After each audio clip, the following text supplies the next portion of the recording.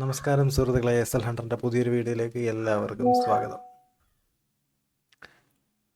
ഇന്ന് നമുക്ക് മാർക്കറ്റിൽ അവൈലബിൾ ആയിട്ടുള്ള ഏറ്റവും അഡ്വാൻസ്ഡ് ചാർട്ടിംഗ് ടൂൾസ് ആയിട്ടുള്ള മാർക്കറ്റ് പ്രൊഫൈൽ, ഓർഡർ ഫ്ലോ എന്നിങ്ങനെയുള്ള ടൂൾസ് ഉപയോഗിച്ചാണ് നമ്മൾ ട്രേഡുകൾ എടുക്കുന്നതും എക്സിറ്റ് ചെയ്യുന്നതും എല്ലാം. നമ്മുടെ മാർക്കറ്റ് അനലൈസ് ചെയ്യുന്നതും എല്ലാം ആ ടൂൾസ് ഉപയോഗിച്ചിട്ടാണ്.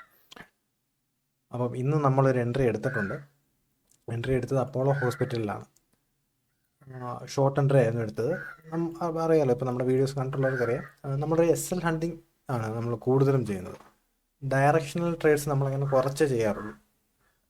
കാരണം മറ്റൊന്നുമല്ല, മാർക്കറ്റ് 70% സമയം ഒരു സൈഡ് വേസ് അല്ല SL ഹണ്ടിങ് രീതിയിലാണ് പോവുക. ബാക്കിയുള്ള 30% അതിൽ താഴെ സമയം മാത്രമേ ഒരു ഡയറക്ഷണൽ മൂവ് മാർക്കറ്റ് ചെയ്യാറുള്ളൂ. അതുകൊണ്ട് തന്നെ കൂടുതൽ സമയം നമ്മൾ SL ഹണ്ടിങ് ആണ് ചെയ്യുന്നത്. നല്ല ഡയറക്ഷണൽ മൂവ് കിട്ടുമ്പോൾ മാത്രം ഡയറക്ഷണൽ ട്രേഡ് എടുക്കാറുണ്ട്. എല്ലാം നമ്മൾ ചെയ്യുന്നത് മാർക്കറ്റ് പ്രൊഫൈൽ, ഓർഡർ ഫ്ലോ എന്നിങ്ങനെയുള്ള ടൂൾസ് ഉപയോഗിച്ച് മാർക്കറ്റ് അനലൈസ് ചെയ്തുകൊണ്ട് മാത്രമാണ്. അപ്പം ഇന്നത്തെ എൻട്രിയുടെ കാര്യത്തിലോട്ട് നമുക്ക് പോകാം. ഇന്നത്തെ നമ്മുടെ സെറ്റപ്പ് ആക്ടിവേറ്റ് ആയത് അപ്പോളോ ഹോസ്പിറ്റലിൽ രാവിലെ ഒരു 10:20 ഒക്കെ ആയപ്പോഴത്തേക്കാണ് നമ്മുടെ സെറ്റപ്പ് ആക്ടിവേറ്റ് ആയത്. അപ്പോൾ നമ്മുടെ സെറ്റപ്പ് എന്താണെന്ന് എല്ലാവർക്കും അറിയാം. നമ്മുടെ സെറ്റപ്പ് എന്താണ്? മുകളിലോട്ട് പോകുന്ന മാർക്കറ്റ് ഒരു പ്രീവിയസ് റെസിസ്റ്റൻസ് ബ്രേക്ക് ചെയ്ത് അതിന് മുകളിൽ ക്ലോസ് ചെയ്ത ശേഷം ഞാനിതാ ഈ റെസിസ്റ്റൻസ് ബ്രേക്ക് ചെയ്തിട്ടുണ്ട്, ഇതിന് മുകളിലോട്ട് പോകാൻ പോവുകയാണെന്ന് ബയ്യേഴ്സിനെയൊക്കെ കാണിച്ച്, പുതിയ ബയ്യേഴ്സിനെയൊക്കെ അവിടെ ഇൻവൈറ്റ് ചെയ്ത് അവരുടെ എൻട്രികൾ എക്സിക്യൂട്ട് ആക്കിയ ശേഷം മാർക്കറ്റ് താഴെ ആ ബ്രേക്ക് ചെയ്ത റെസിസ്റ്റൻസിന് താഴെ വന്ന് ക്ലോസ് ചെയ്യുവാണെങ്കിൽ നമ്മുടെ സെറ്റപ്പ് ആക്ടിവേറ്റ് ആയി. അപ്പോൾ ഈ റെസിസ്റ്റൻസ് നിങ്ങൾക്ക് കണ്ടാൽ അറിയാം. ഒക്ടോബർ 29 ഉണ്ടാക്കിയ ഒരു സ്വിങ് ആണ്. അവിടെ നേരെ താപ്പോട്ടാണ് മാർക്കറ്റ് ഭയങ്കരമായിട്ട് ഫാളായിട്ടുണ്ട്. അപ്പോൾ ഇത് നല്ലൊരു റെസിസ്റ്റൻസ് ആയിട്ട് ആക്ട് ചെയ്യും എന്ന് പ്രതീക്ഷിച്ച് ആൾക്കാരത് വരച്ചു വെക്കും. അത് ബ്രേക്ക് ചെയ്താൽ അവിടെ നല്ലൊരു എൻട്രി ഉണ്ട് എന്ന രീതിയിൽ അവർ ലോങ് എൻട്രി എടുക്കും. അപ്പോൾ ഇന്ന് ഇവിടെ നിങ്ങൾക്ക് കാണാം, ഇവിടെ മാർക്കറ്റ് ബ്രേക്ക് ചെയ്ത് ക്ലോസ് ചെയ്തു 10:15 ക്യാൻഡിൽ. അതിനുശേഷം അപ്പോഴേ തിരിച്ച് നല്ലൊരു ക്യാൻഡിൽ ക്ലോസ് ചെയ്ത് താഴോട്ട്. ആ ക്ലോസ് ചെയ്തപ്പോൾ തന്നെ നമ്മൾ ലിമിറ്റ് ഓർഡർ ഇട്ടു. ഈ ഭാഗത്തായിട്ട് 7,869 നമ്മൾ ലിമിറ്റ് ഓർഡർ ഇട്ടു. 10:30 ക്യാൻഡിലിന് നമ്മുടെ ലിമിറ്റ് ഓർഡർ എക്സിക്യൂട്ടായി. അതിനുശേഷം മാർക്കറ്റ് കുറച്ച് നേരം അവിടെ നിന്നിട്ട് നേരെ താഴോട്ട് വന്ന്, പ്രത്യേകിച്ച് ബുദ്ധിമുട്ടുകളൊന്നുമില്ല, നേരെ താഴോട്ട് വന്ന് നമ്മുടെ ടാർഗറ്റ് ഇതായിരുന്നു. നമ്മുടെ ടാർഗറ്റ് അതായത് നവംബർ 3 ഉണ്ടാക്കിയ ഒരു സ്വിങ്, ആ സ്വിങ്ങിൻ്റെ ഹൈ ആയിരുന്നു നമ്മുടെ ടാർഗറ്റായിട്ട് വെച്ചത്. അവിടുന്ന് ബയേഴ്സ് ഇനിയും പുതിയ ബയേഴ്സ് വരികയാണെങ്കിൽ അവിടുന്ന് വരാൻ സാധ്യതയുണ്ട് എന്ന് നമുക്കറിയായിരുന്നു. അതുകൊണ്ട് തന്നെ നമ്മൾ അതിൽ ടാർഗറ്റ് വെച്ച് കറക്റ്റ് 11:45 ക്യാൻഡിലിന് നമ്മുടെ ടാർഗറ്റ് ഹിറ്റായി. നിങ്ങൾക്കിവിടെ കാണാൻ പറ്റും ആരോ. ഞാൻ ഓർഡർ ബുക്ക് എടുത്ത് കാണിക്കാം. അപ്പോൾ നിങ്ങൾക്ക് ഇതിനകത്ത് തന്നെ കാണാൻ പറ്റും. ഓക്കെ, അപ്പോൾ നമ്മുടെ സെറ്റപ്പ് ആക്ടിവേറ്റ് ആയി. ഇവിടെ നമുക്ക് 10:20 നമ്മൾ സെറ്റപ്പ് ആക്ടിവേറ്റ് ആയി. അപ്പോൾ സെറ്റപ്പ് ആക്ടിവേറ്റ് ആയതുകൊണ്ട് മാത്രം നമ്മൾ ട്രേഡ് എടുക്കില്ല. അവിടെ വേട്ടയാടാൻ ഒരുപാട് പേരുണ്ട്. അവിടെ നമ്മളും ഉണ്ട്, വേറെ പലരും ഉണ്ട് വേട്ടയാടാൻ. അപ്പോൾ നമുക്ക് നന്നായിട്ട് വേട്ടയാടാൻ പറ്റുമെന്ന് അറിയണമെങ്കിൽ നമ്മൾ ഓർഡർ ഫ്ലോ എടുക്കണം. അങ്ങനെ നമ്മൾ ഓർഡർ ഫ്ലോ എടുത്താൽ, അപ്പോളോ ഹോസ്പിറ്റലിൻ്റെ ഓർഡർ ഫ്ലോ ചാർട്ട് എടുത്തു കഴിഞ്ഞാൽ നമുക്കിതാ ഫസ്റ്റ് ക്യാൻഡിൽ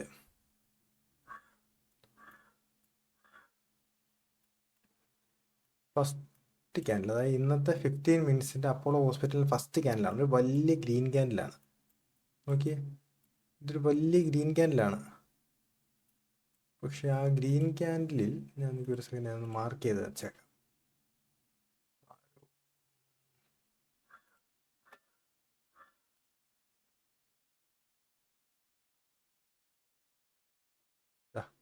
ഈ ക്യാൻഡിലാണല്ലോ, ഇത് വലിയൊരു ഗ്രീൻ ക്യാൻഡിലാണ്. നമ്മളിപ്പോൾ ഇതിനകത്ത് നമ്മൾ അപ്പോളോ ഹോസ്പിറ്റലിൻ്റെ ചാർട്ട് എടുത്തിട്ട് 15 മിനിറ്റ് ഇട്ടാൽ പോലും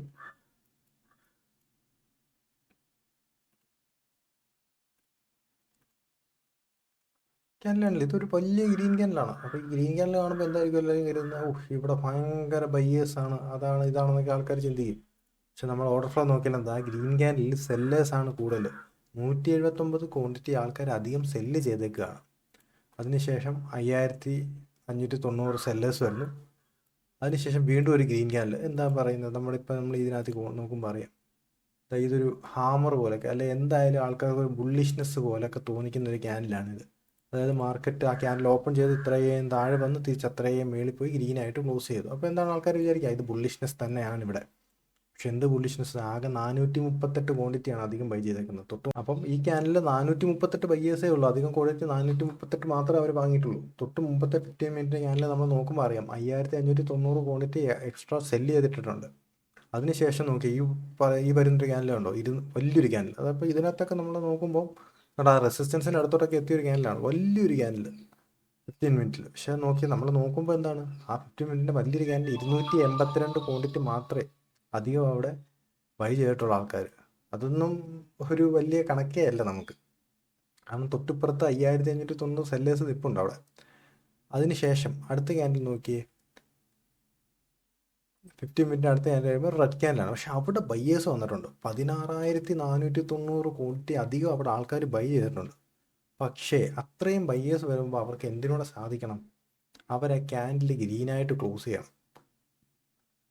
അതിനവർക്ക് സാധിക്കുന്നില്ലെങ്കിൽ അതവിടെ വീക്ക്നെസ് ആണ് കാണിക്കുന്നത്. അപ്പോൾ വീക്ക്നെസ് എവിടെയാണ് ഉണ്ടാകുന്നത്, റെസിസ്റ്റൻസ് ബ്രേക്ക് ചെയ്യുമ്പോഴാണ് വീക്ക്നെസ് ഉണ്ടാകുന്നത്. അപ്പോൾ ഈ ക്യാൻഡിൽ എന്താണ്, ഇതൊക്കെ മാനിപ്പുലേഷൻ ക്യാൻഡിലാണ്. അതാണ് ആൾക്കാരെ പറ്റിക്കാൻ വേണ്ടിയിട്ട് വലിപ്പം മാത്രമേ ഉള്ളൂ, വലിപ്പവും പ്രൈസ് മൂവ്മെൻറ്റേ ഉള്ളൂ ഈ ക്യാൻഡിലൊക്കെ.